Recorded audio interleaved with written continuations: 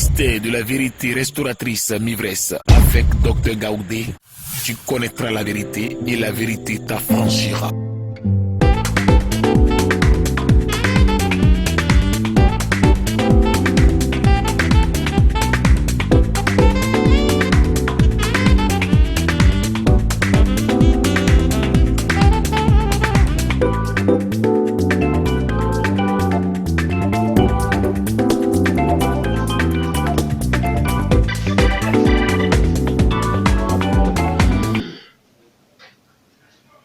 Rendue à Dieu le Père.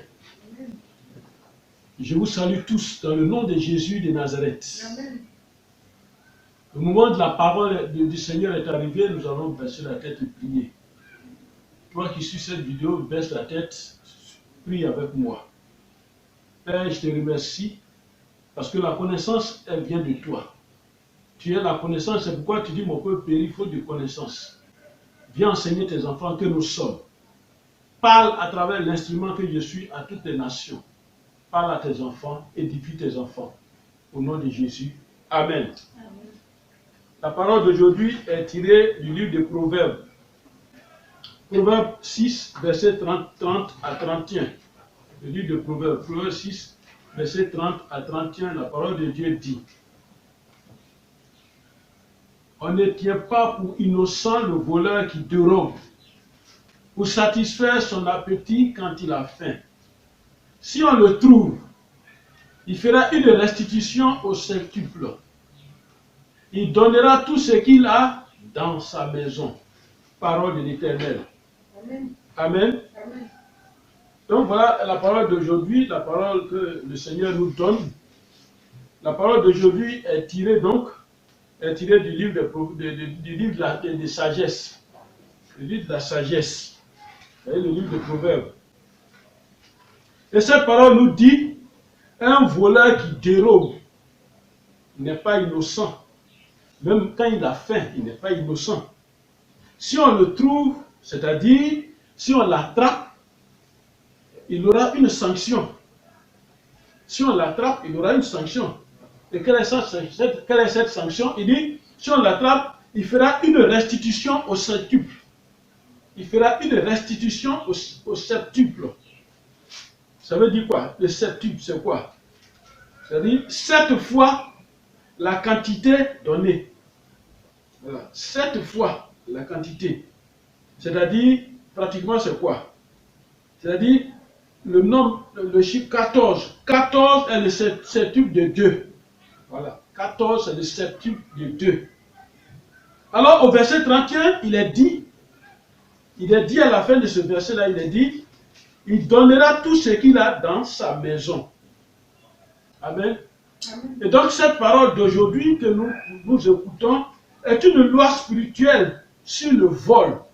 Et la Bible en parle partout. La Bible en parle sur la loi du vol. C'est cette loi que Dieu l'Éternel va nous détailler aujourd'hui pour toi, pour moi, pour notre élévation spirituelle, pour notre vie spirituelle. Amen. Alors je vous demande donc une attention religieuse pour comprendre et connaître ces choses-là. Amen. Alors, quand nous parlons de cette loi, quand la parole de Dieu dit ce genre de choses, on dit quand on attrape un voleur, il fera quoi? Au verset 30, il dit, on ne tient pas pour innocent le voleur qui dérobe. On ne tient pas pour innocent le voleur qui dérobe, il n'est pas innocent. Pour satisfaire son appétit quand il a faim. Même si c'est la faim qui l'a poussé à voler, il n'est pas innocent. Si on le trouve, si on l'a attrapé, si on le saisit, il fera une restitution. Voilà, il fera une quoi? Une restitution. Amen. Au septuple. Voilà. Ce qui est intéressant et ce qui est important, on dit, il fera une restitution. Amen. Voilà. Donc notre thème d'aujourd'hui, c'est la restitution. Amen. Amen. Voilà, la restitution. Alors, suis-moi avec une attention religieuse et tu comprendras pourquoi dans le spirituel, on a besoin de ce mot-là aussi, la restitution. On nous a trop volé spirituellement. Amen. On nous a trop volé spirituellement et nous ne le savons pas. Ce qui doit ou devait t'appartenir est avec le voleur spirituel. Dans ta famille, on t'a volé. Dans ton village, on t'a volé. Dans ton lieu de travail ou dans tes activités, on t'a volé. Mais tu ne le sais pas. Tu ne le sais pas. La bonne chose qui est en train de se manifester dans la vie de celui que tu regardes, cette chose-là, elle est pour toi. Elle peut être pour toi. Elle est pour toi. Mais on t'a volé. Et ça ne se manifeste pas. Écoute-moi bien. Il y a une bonne chose quand tu regardes quelqu'un et tu dis, eh, il a réussi. Mais toi, on ne dit pas de toi, eh, il a réussi. Cette bonne chose-là, elle peut être aussi pour toi. Mais ça ne se manifeste pas en toi. On t'a volé. On t'a dépossédé de quelque chose de bon. Amen. On t'a dépossédé de quelque chose de bon qui est venu sur la terre avec toi. Quand tu naissais, tu es venu avec cette chose-là. Tu vas me dire, non, le bébé, homme de Dieu, le bébé qui naît là, il n'y avait rien dans sa main. Je ne suis pas dans le physique. Je ne suis pas dans le visible à travers ce message. Je suis dans le spirituel invisible. Quand le bébé naît, tout ce qu'il lui faut pour sa mission, Dieu a mis en lui et dans ses mains et il vient sur la terre avec ça. Mais toi, depuis que tu es né, ces choses-là ne se manifestent plus. Ou bien ça ne se manifeste pas parce qu'on t'a volé. Amen. Amen. Aujourd'hui, nous partirons de la dépossession à la restitution. Amen. De la dépossession à la restitution. Amen. Amen. Alors tu vas me comprendre. Parlons d'abord de la dépossession. La dépossession. Amen. Amen. Voilà, tu vois, ça c'est un portable, c'est un téléphone, c'est pour moi. Ça m'appartient. Alors imagine qu'on me vole ça, on m'enlève ça. Je n'ai pas fait don, mais on me vole ça. On m'a dépossédé ce portable-là. Amen. Amen. Alors parlons donc de la dépossession. Qu'est-ce que Dieu avait prévu pour toi, pour moi, en venant dans ce monde? Qu'est-ce qu'il avait prévu? Si tu as écouté mes autres enseignements, la parole que le Seigneur m'a donnée à partager avec vous dans les autres vidéos, si tu as écouté, en venant sur la terre des hommes, on a mis, l'Éternel a mis dans ta vie. Il n'a pas mis dans ta vie que tu es voleur, il n'a pas mis voleur, brigand, tueur, il n'a pas mis ça dans ta vie. Il a mis les bonnes choses dans ta vie. Amen. En venant dans ce monde. Amen. Alors, qu'est-ce que Dieu avait prévu pour toi en venant dans ce monde? Ministre, président, grand homme de Dieu, grand riche et tout ça, le plus riche de la terre, il a mis ça en toi. Alors, quelle est ta possession? Qu'est-ce que tu possèdes? Toi qui m'écoutes. Ta possession. Allons dans le livre de Amos. Amos 2, verset 10. Allons dans le livre d'Amos 2, verset 10. Prenons le livre d'Amos 2, verset 10. Et puis écoutons la parole de Dieu. Prenons Amos 2. Il faut chercher dans ta Bible. Toi qui m'écoutes. Cherche dans ta Bible. Et je te laisse le temps de chercher. Parce que c'est une école de l'ivresse. Et pourtant. Réverse-toi. Réverse-toi bien, tu te lire. Amos 2, verset 10, il dit. Et pourtant, je vous ai fait monter du pays d'Égypte et je vous ai conduit 40 ans dans le désert pour vous mettre en possession du pays des Amoréens. Je vous ai, il dit, et pourtant, regardez tout ce que vous faites. Et pourtant, tu es en train de pleurer. Et pourtant, tu es en train de te lamenter pour dire, moi je ne suis rien, moi je n'ai rien. Moi, je possède rien, moi, je souffre. Et pourtant, je t'ai fait remonter du pays de l'Égypte. Et pourtant, je t'ai enlevé dans les ténèbres pour t'envoyer à la lumière. Et pourtant, j'ai créé toutes les conditions pour que tu sortes de ta situation. Et j'ai fait tout ce travail. Et pour couronner tout ce travail, je t'ai envoyé quelqu'un, mon fils, moi seul, mon fils unique. qui n'est pas un autre, mon fils unique. Je l'ai envoyé et je l'ai sacrifié pourtant. Et pourtant, tu dis que tu n'as rien. Amen. Amen. Il dit, je vous ai conduit 40 ans dans le désert. Quand je t'ai enlevé de là, je t'ai mis dans une école de formation. Il faut voir ma vidéo sur l'école. Et tu comprendras ce qu'il y a sur l'école. Il dit, je vous ai conduit 40 ans dans le désert pour vous mettre en possession de quelque chose. Amen. Alors, c'est pour te mettre en possession de quelque chose. Il dit le pays des Amoréens. Mais c'est pour te mettre en possession de quelque chose. Dieu a vu que ce que tu possédais t'a été enlevé. Mais il a créé toutes les constitutions spirituelles et il a rétabli la chose et il te dit, je te mets en possession de cette chose maintenant, de ce bonheur. Amen. Alors, jouis-tu des biens que Dieu a prévus pour toi? Est-ce que tu jouis des biens que Dieu a prévus pour toi? As-tu cette jouissance actuellement des bonnes choses de Dieu pour toi? Est-ce que tu as cette jouissance? Tu vas à l'église, c'est vrai. Tu vas, tu viens, tu connais toute la Bible par cœur. Mais est-ce que tu as cette jouissance de la vie, les bonnes choses de la vie que Dieu a réservé pour toi? Qu'est-ce que tu devrais posséder? Au lieu de posséder les bonnes choses, c'est un démon qui te possède. Pourquoi? C'est un sorcier qui te possède. C'est un féticheur qui te possède. C'est un homme de Dieu qui te possède. Pourquoi? Donc tu es possédé. Amen. Parce que tes yeux ne sont pas encore ouverts sur ta possession. Regarde ce qu'il dit. Il dit, je vous ai conduit 40 ans dans le désert pour vous mettre en possession du pays qui appartient à quelqu'un d'autre, du pays des Amoréens. Amen. Je vous ai mis en possession. Alors, quelle est ta possession? Ouvre tes yeux. Quelle est ta possession? Toi qui m'écoutes, homme, femme, enfant, écoute-moi bien. Tu as des droits que Dieu a réservés pour toi. C'est ça ta possession. Et cela ne se commercialise pas, ça ne s'achète pas, ça ne se vend pas. Si quelqu'un te dit ce droit-là, donne l'argent parce que j'ai une prophétie. Si tu ne donnes pas l'argent, ce droit-là, tu ne vas pas l'avoir. Fais attention. Nous sommes arrivés au moment de la restitution. Parce que tu ne connaissais pas ça.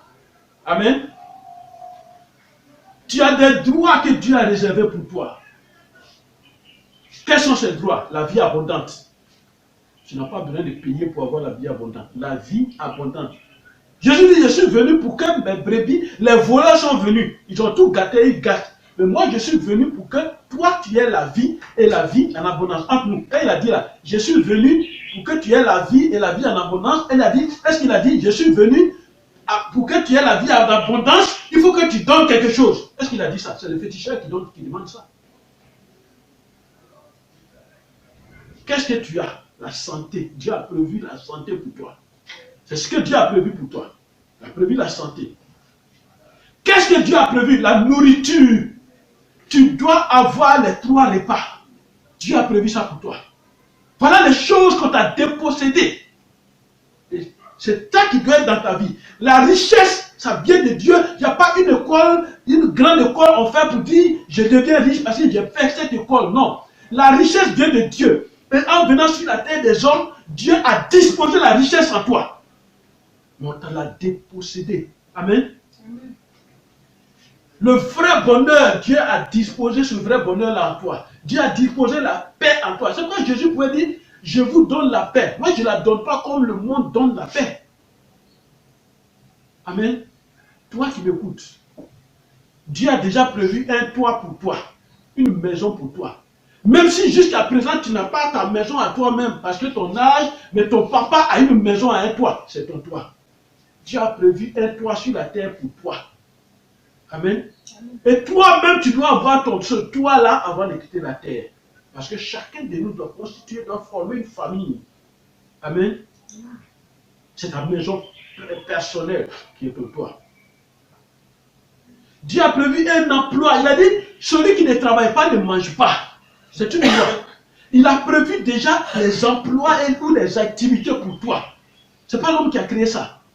Celui qui ne travaille pas ne mange pas. C'est la Bible qui le dit. C'est la parole de Dieu qui le dit.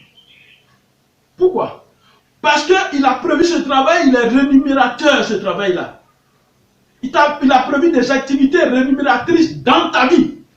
Et en venant, c'est toi qui devais être premier dans cette activité-là. C'est ce qu'il a prévu. Amen. Le Seigneur a prévu un foyer pour toi. Toi qui m'écoutes, il a déjà prévu ce foyer pour toi. Il a prévu des enfants pour toi. Il a prévu des moyens de déplacement faciles pour toi. Parce qu'avant, il n'y avait pas ce moyen mis dans la tête des gens qui ont fabriqué des voitures, des avions, des bateaux, des vélos, des motos, tout. Ils ont tout fabriqué. Alors, c'est en ce siècle-là, en cette période où il y a toutes ces choses que toi, tu viens au monde. Il a déjà prévu ta voiture. Ça y est là. Amen. Amen. Amen. Alors, ton droit que Dieu a prévu pour toi, l'amour, la joie. C'est tellement long, les bonnes choses de Dieu. Je ne peux pas les citer. Amen. L'amour, la joie. Mais la joie est au bout de toutes ses possessions. Amen. Amen. Maintenant, regarde ta vie. De toute cette liste que j'ai faite, toi-même, regarde ta vie maintenant. Regarde ta vie. Tu vas dire, non, c'est parce que je n'ai pas un bon niveau, je ne suis pas riche. Non. Je n'ai pas l'argent, c'est pourquoi je ne suis pas riche. Non, c'est faux. C'est en toi. Regarde ta vie toi-même. Il y a quelque chose qui te manque. Pourtant, tu dois l'avoir. Et c'est une obligation. Ça, c'est Dieu, ça. C'est prévu avant ta naissance pour toi. C'est une obligation. Tu dois avoir ça. Tu ne l'as pas. Alors, où est-il? Ce n'est plus ta possession. Tu trouves que c'est normal que tu ne sois pas dans cette classe-là. Tu trouves que c'est normal. Et c'est ce que le diable se fait croire. Alors refuse cette croyance diabolique. Cette croyance limitative, refuse-la. Pourtant, la parole de Dieu te dit, les projets que j'ai formulés pour toi ne sont pas des projets de malheur. Ça, c'est Dieu qui parle par la bouche du prophète. Amen. Alors, toutes les bonnes choses ont disparu dans ta vie. Pourquoi? Allons dans le livre d'Ésaïe. Dans le livre d'Ésaïe, Ésaïe 25. Allons dans le livre d'Ésaïe. Allons dans le livre d'Ésaïe. Ésaïe 25. Dans le livre d'Ésaïe. Ésaïe 25, verset 4. Que dit la parole de Dieu? Tu as été un refuge pour le faible. Tu as été un refuge pour le faible. Éternel, tu es toujours et tu as été un refuge pour le faible. Le faible, c'est qui? C'est celui-là même dont les droits ont été bafouillés. Tu as été un refuge pour le faible. Un refuge pour le malheureux. Un refuge pour le malheureux, c'est-à-dire une protection, une maison, une cachette, un refuge pour le malheureux. Éternel, c'est ce que tu es. Dans la détresse. Et même celui qui est dans la détresse, tu es un refuge pour lui. Un abri contre la tempête. Un abri contre la tempête, contre les problèmes de ce monde, parce que l'Éternel est Dieu. Il dit qu'il est un abri contre la tempête. La tempête va se lever. La tempête se lèvera. Mais l'Éternel est un refuge contre la tempête. La tempête, ce sont les problèmes de la vie. La tempête, ce sont les difficultés que nous traversons. La tempête, ce sont les perturbations que nous traversons. Mais l'Éternel est notre refuge dans ces perturbations, dans ces difficultés, dans ces problèmes-là. Et puis il continue, il dit, un ombrage contre la chaleur. Un ombrage contre la chaleur. Un instant. Oh. Vraiment, quand tu es dans un problème, c'est comme si tu es dans un désert. Et quand tu es dans un désert, c'est la chaleur. Et cette chaleur-là, l'Éternel est pour toi un refuge, tu ne vas pas sentir cette chaleur. Pourquoi? Parce qu'aujourd'hui, quelque chose va se passer. Il dit quoi? Continue. Car le souffle des tyrans est comme l'ouragan qui frappe une muraille. Amen. Le souffle du tyran. Le tyran, c'est celui-là qui te fatigue. Et celui-là, qu'est-ce qu'il a fait? Pourquoi l'Éternel parle du souffle du tyran? Le souffle, il souffle sur toi comme ça. Il souffle sur tes biens. Et c'est ce qu'on appelle le vol spirituel. Amen.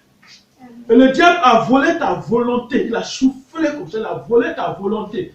Il a volé tes émotions, tes initiatives. Le diable a volé. C'est le tyran. Le souffle du tyran a agi. Alors, tes initiatives ont disparu. Ton foyer a disparu. Tes idées, tes bonnes pensées ne voient jamais le jour parce que ça a disparu. On a soufflé dessus. Le souffle du tyran est venu dessus. Ton intelligence a été volée. Ta réussite a été volée. Ton bonheur a été volé. Alors, la question aujourd'hui, que fais-tu? Que fais-tu devant cette situation? Que fais-tu? Amen. Beaucoup se contentent de ce qu'ils sont ou de ce qu'ils ont. Et quand ils arrivent à ce niveau de contentement, ils s'arrêtent là. Ils se contentent de ça. Je suis arrivé là, j'ai une maison, je mange, c'est fini. Non, Dieu n'a pas prévu ça. Beaucoup se contentent de ce qu'ils ont ou de ce qu'ils sont. Alors que ce n'est pas ce que Dieu a réservé. Amen.